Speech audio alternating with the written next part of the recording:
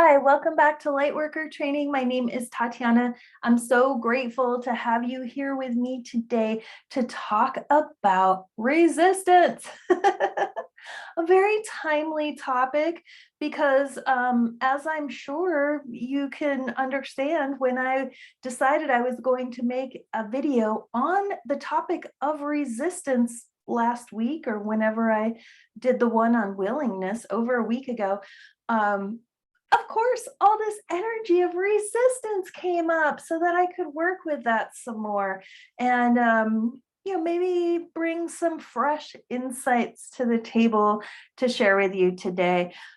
So anyone who has declared their willingness to do something, set a strong intention, decided that they're going to make some kind of change, create something new, break an old pattern, what have you, has experienced this energy of resistance. So resistance, what I'm talking about is that energy of opposition that comes up in response or as a reaction to your willingness. So you put forward this intention, you start to activate your will, right? And you start to even think about things, you start to feel into it, and you're going to take that action, right? Because you know you got to follow through and do the thing, and then boom, resistance shows up. So resistance maybe isn't even waiting until the physical action phase. It might even show up on the mental level. Like as soon as you have the idea, yeah, what, this maybe an inner critic voice is like, meow, meow, meow, or, whatever. The resistance could take a mental, emotional, or physical form, or it could hit at the mental, emotional, or physical level of the action or manifestation. So we've talked about how reality is created, how things are manifested in this realm. It always starts with a thought, with the imagination of a possibility, and then that is activated. Should we choose to do so, we activate that thought, we generate a feeling based on that thought, and then we follow through with a behavior that comes from that mental and emotional impetus. So resistance could hit at any of those levels.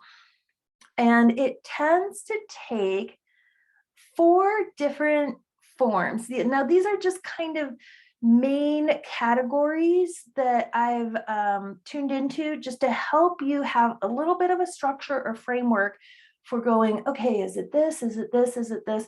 Because those 4 main types would be dealt with in different ways. So depending on how the resistance is showing up, you would respond maybe a little bit differently. So just like you get into the ring with your opponent and the opponent throws a straight punch, you might parry and strike, you might, but you're going to react to the energy of a straight punch coming down the center line, which is different than if something is coming from the side, or if something is coming up from below, right? So you would respond differently to different ways that the opposition shows up, right?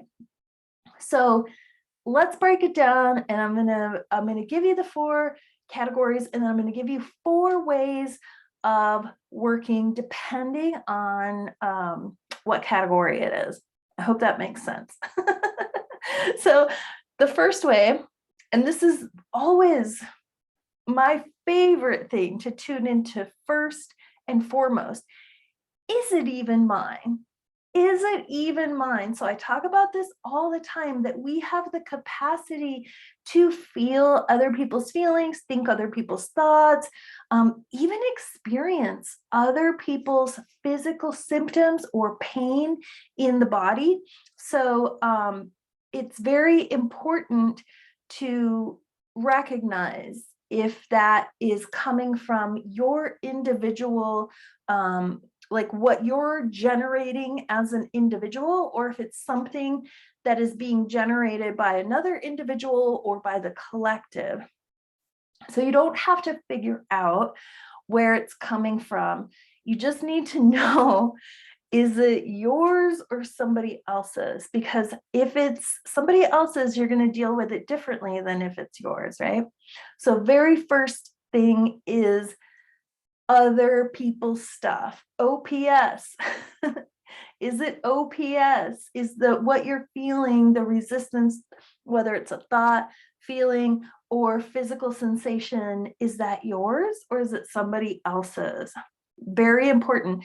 And I've talked about this before, I'll say it again, that if it's a physical symptom, you might be much more likely to assume it is yours. So even folks who are tuned into the fact that they have empathy and they can feel other people's feelings, sometimes they get it on the feeling level, oftentimes more than on the mental level, and especially more than on the physical level.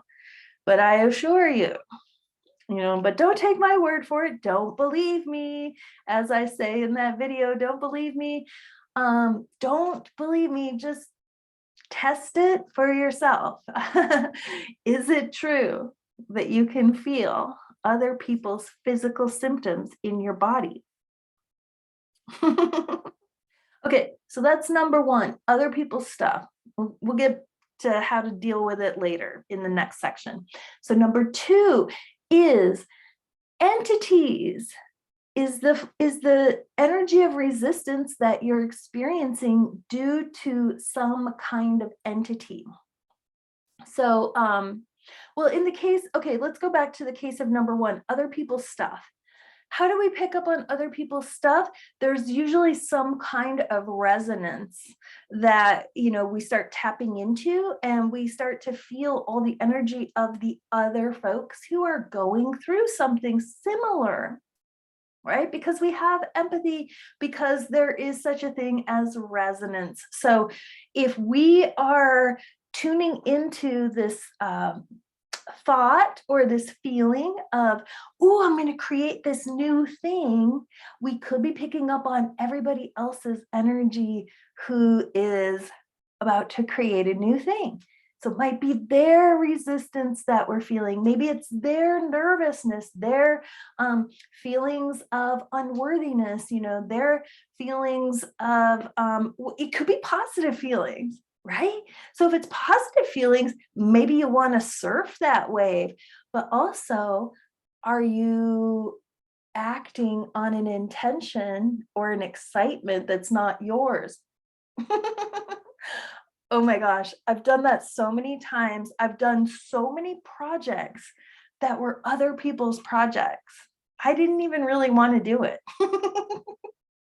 I thought I did because I didn't realize that I was actually thinking somebody else's thought about how excited I was about this project.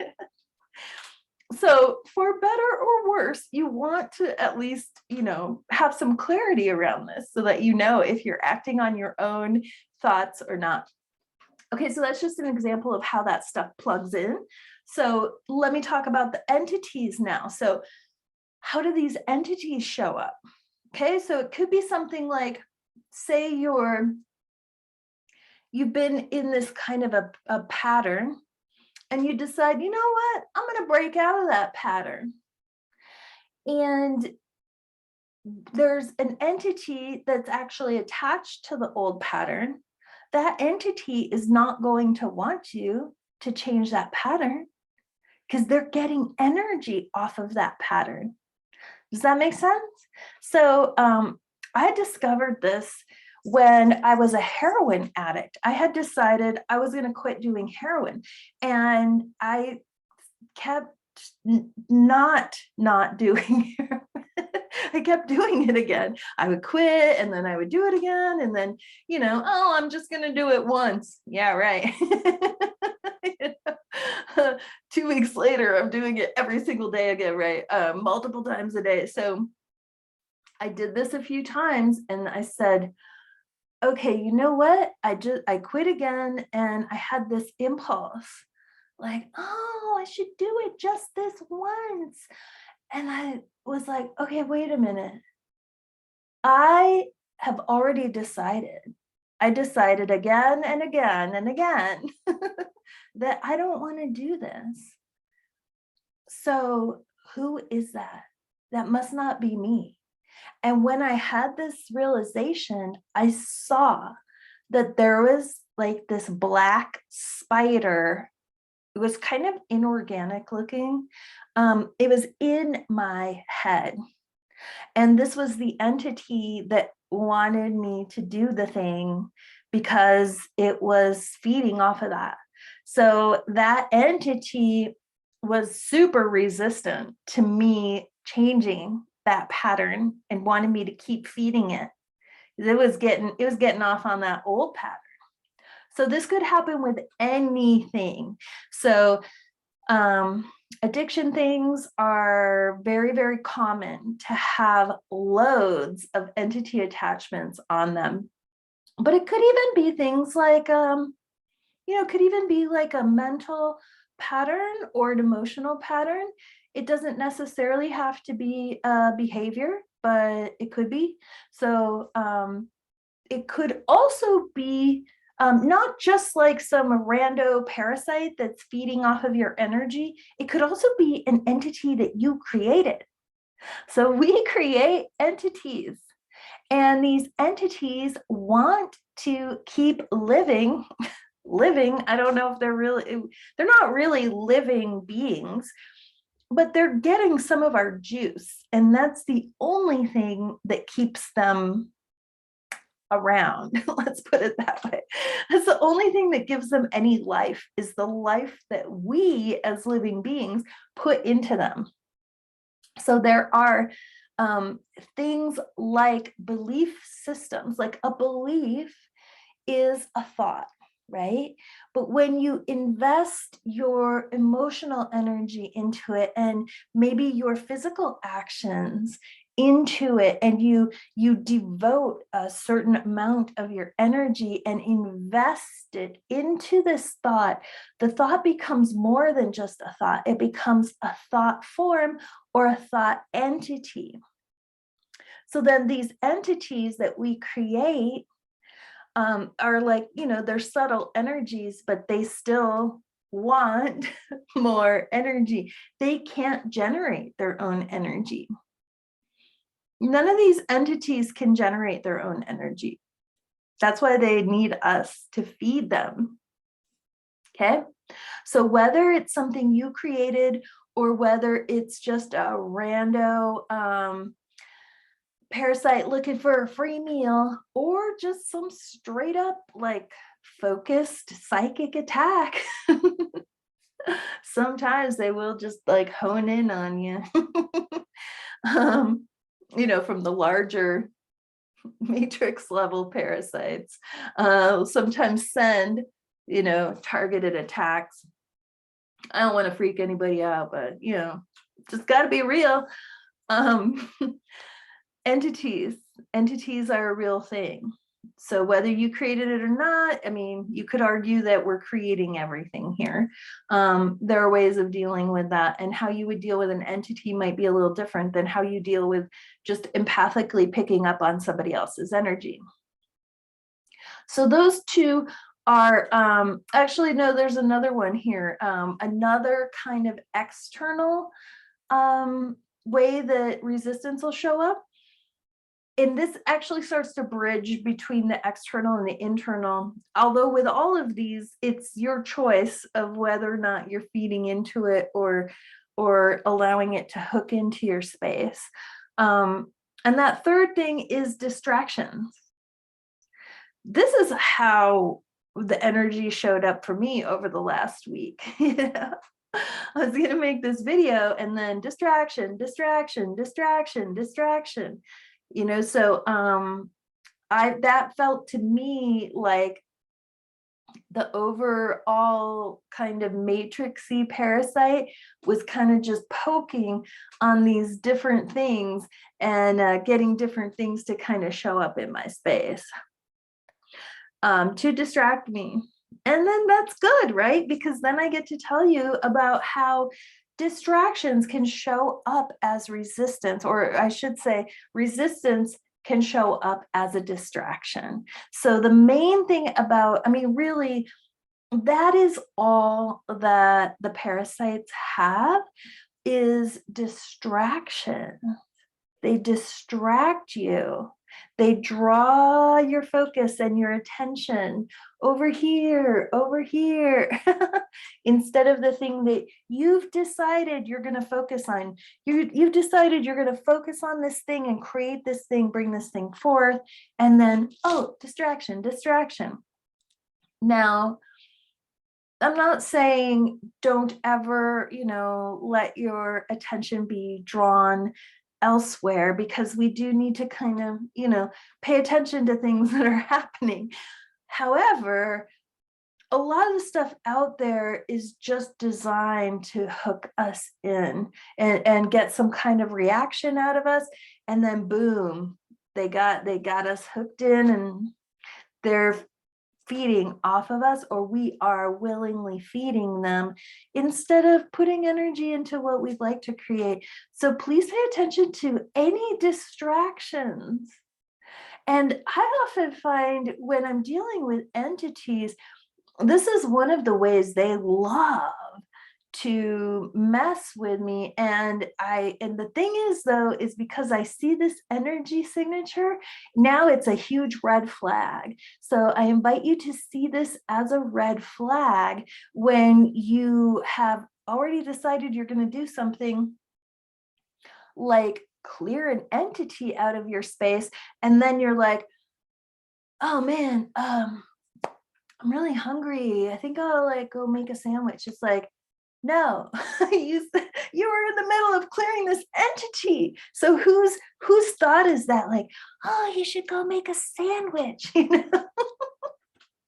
It's so laughable. It's so funny when you see it for what it is, because it's so obvious. But really, I mean, I've fallen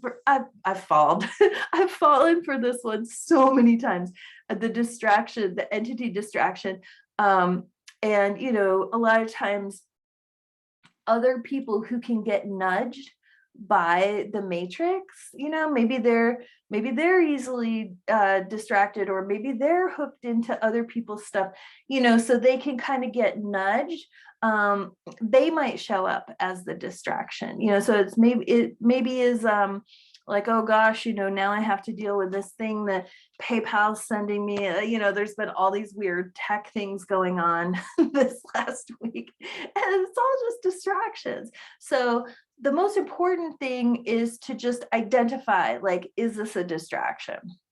So all of these, you can ask the question, ask your body, do the body dowsing kind of thing. Or just, if you tune into it and ask a question, you'll probably see very clearly what's really going on.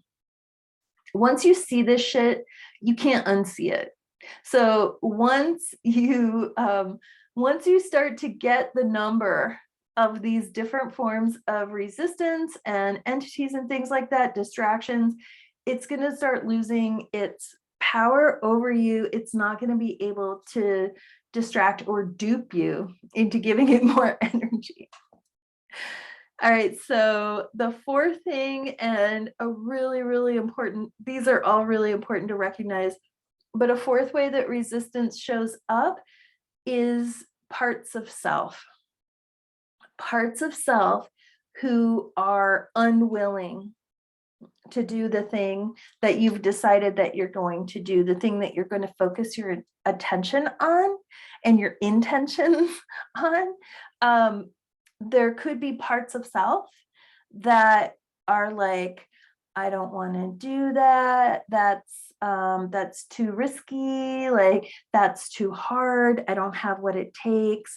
Or last time I did that, something really traumatic happened, so there could be parts of self that are unwilling to do the thing. And then that could show up as resistance in your space. And with all of these, it's very easy to assume that it's your thought and your energy. But if you look and go through these 4 points, is it other people's stuff? Is it an entity? Is it a distraction? Or is it a wounded part of self?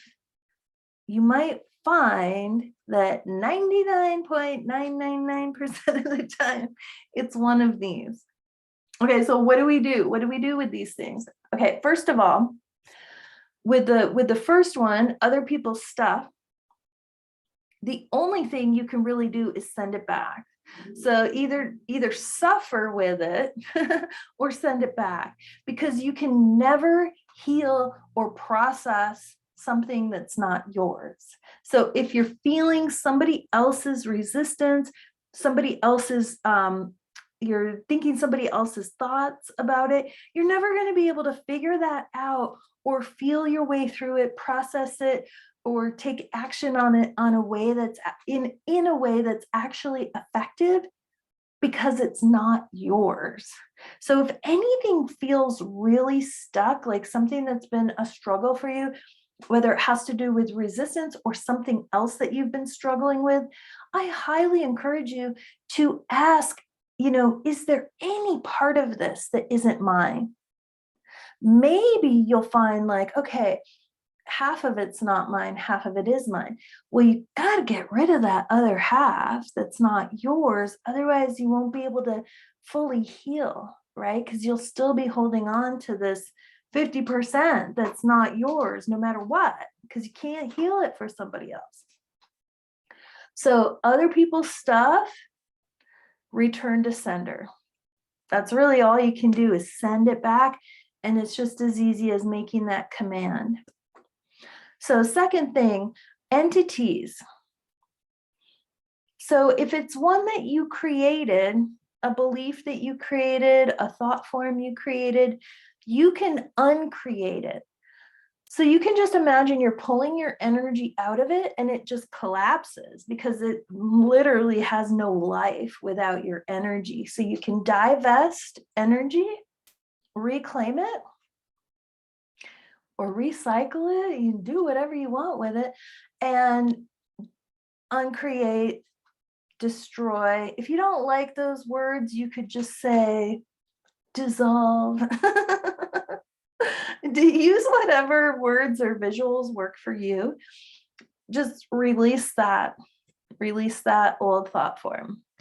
Okay, so if it's an entity that's not a thought form that you created, but just some like gnarly fucking heroin spider in your brain or something, and with those things, it's better to take a real tough love kind of stance and just be like, get the fuck out of here. You just say, get out of here, go back to wherever you came from. Return from whence you came. So with entities, send them back to wherever they came from. It's really as simple as commanding them out of your space, and use whatever language feels powerful to you. It's just get out. So send it back to wherever they came from. With distractions, the third one, distractions, the important thing is to notice where you've gotten hooked in and pull your energy back. So similar thing, you want to withdraw and reclaim your energy. You can even imagine cutting the cord. So when you get hooked into something, there's like a big energetic pipeline. So you can imagine that you're pulling your energy back through and then releasing the cord or the pipeline, so it's not hooked into your space anymore. Sometimes you gotta take the hook out, recycle it, blow it up, whatever works for you. You want to pull your energy back, you want to pull your energy back and refocus your intention. So pull your energy back from the distraction. So it's pulling you somewhere over here, over there. You want to pull it back, and then from the center, refocus your intention. Just get right back on track. right back on track. So it's not like this whole game that we're in, this earth school, it's not about not getting distracted. It's not about not having these experiences. It's about having the experiences and then, as quickly as possible, and it'll get quicker the more you practice. It's all about just coming back to center. We came here to have these experiences of getting, pulled over here, pulled over there, buying into a big crock of shit, and then going, oh, wow, I actually believe that shit. Okay, blow it up, send it back. So we're here to actually have these experiences and then bring it back to the truth of ourselves. Faster we learn that, the better things get. So let's see, the last one. Okay, I said what I need to say about distractions. The last one, number 4, this one is really, really key. And a lot of the other things that get layered on can oftentimes be the resistance or the distraction to getting to number 4. So there's kind of layers to this shit, you know what I'm saying? So all of this could just be a distraction for actually getting to number 4, which is the key component for you, because all this other stuff is just out here, right? The part that's for you is to really get in touch with that part of self that's like, I'm not, nope, not going there. So a lot of times it's a younger self, sometimes a very young self. Sometimes it could be like a past life self or something like that, but don't get hung up on like the multidimensional stuff. Just tune into, where do you feel the energy in your body? Where do I feel this resistance in my body? Okay, I'm feeling it in my solar plexus, for example, right? Just tuning in. What am I feeling in my body? See if you can locate the energy in your body. This is very powerful to use the body as an access point. The body and the subconscious have actually stored like huge amounts of information. It's like that freaking Akashic records in there, you know what I'm saying? So you just like go in there, feel what you're feeling. Okay, yeah, I'm feeling this energy in my solar plexus, very powerful to describe it out loud if you can. Yeah, it feels like a big black ball of goo, it's kind of cold, kind of hard, but also kind of slimy at the same time. So if you can describe it like this, it's very powerful. What does it feel like? What does it look like? Does it have a color, temperature, texture? And then having described that, tune into this question: when was the first time I felt this energy? And then go in and do that inner world work that I describe in the video, Go Within or Go Without. So this work is really, really, really important. Did I say really enough? Really, really. It really, really, really, really is.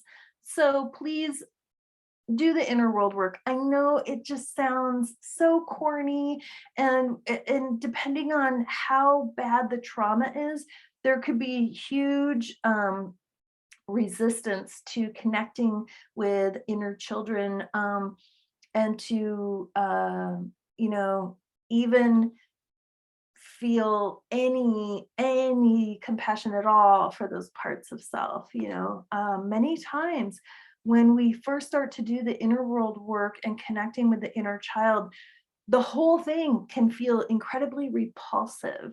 So if you feel repulsed by that, let me assure you, it makes perfect sense.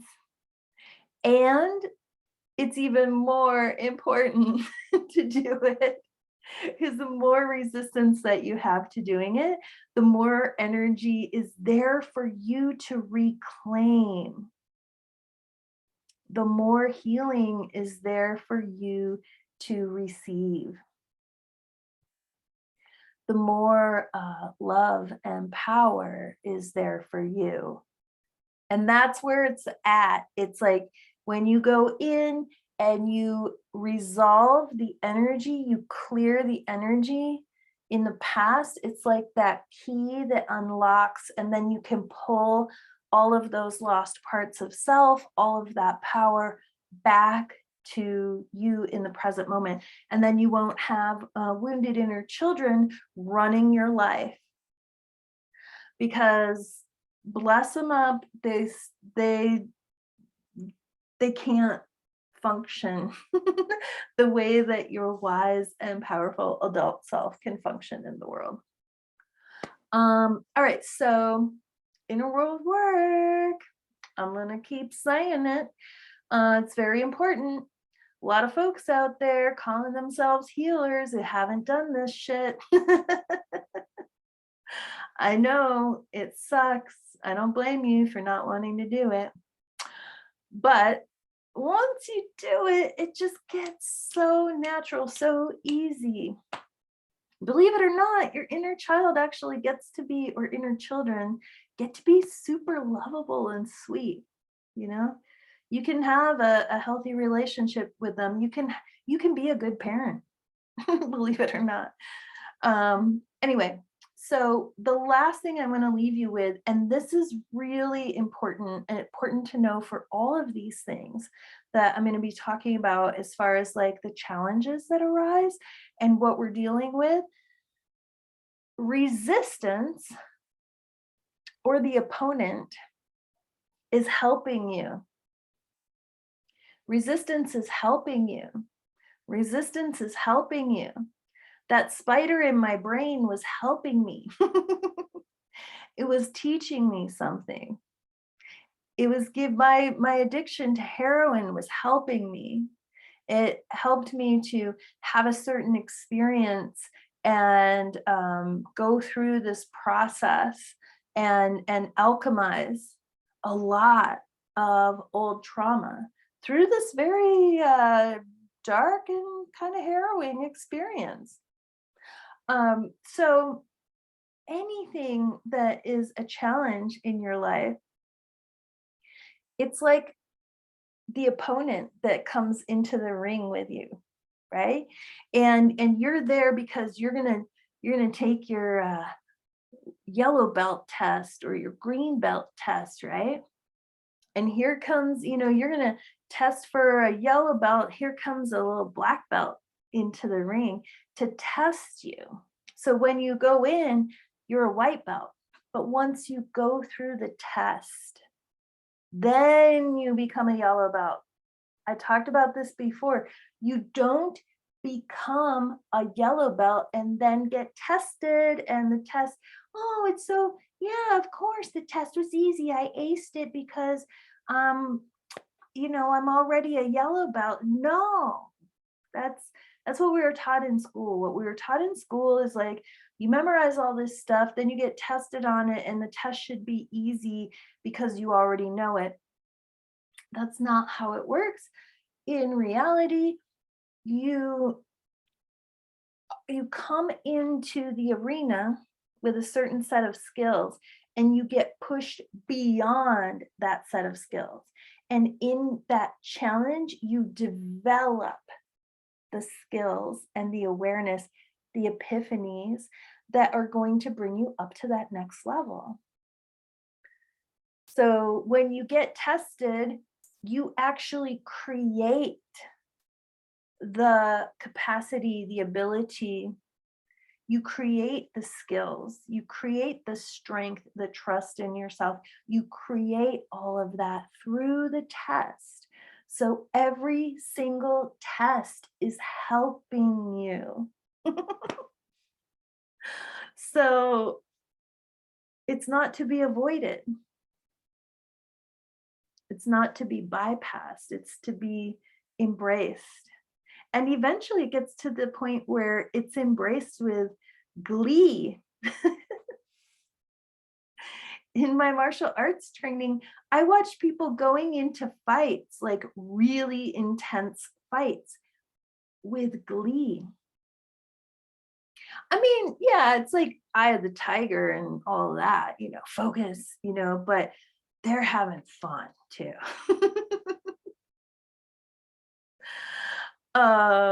All right, so I think that's all I have to say for today. I'm so grateful that I had the opportunity to talk about this with you.